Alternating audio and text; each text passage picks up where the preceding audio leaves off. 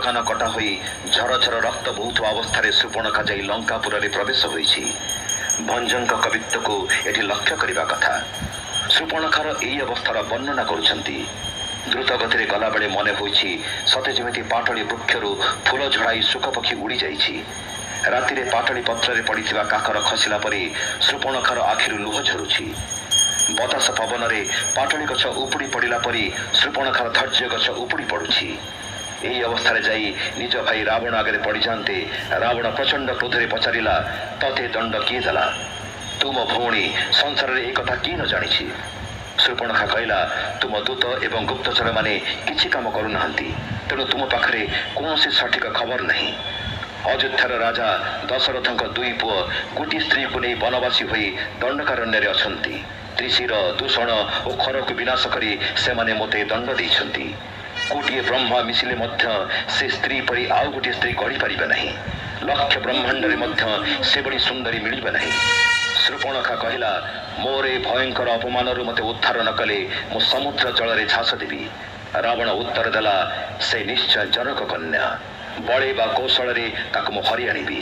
ଏହା କହି ରାବଣ ସୀତାହରଣ ଯୋଜନା କରି ମାରିଚକୁ କାର୍ଯ୍ୟରେ ଲଗାଇବା ପାଇଁ ତା ପାଖରେ ପହଞ୍ଚିଲା।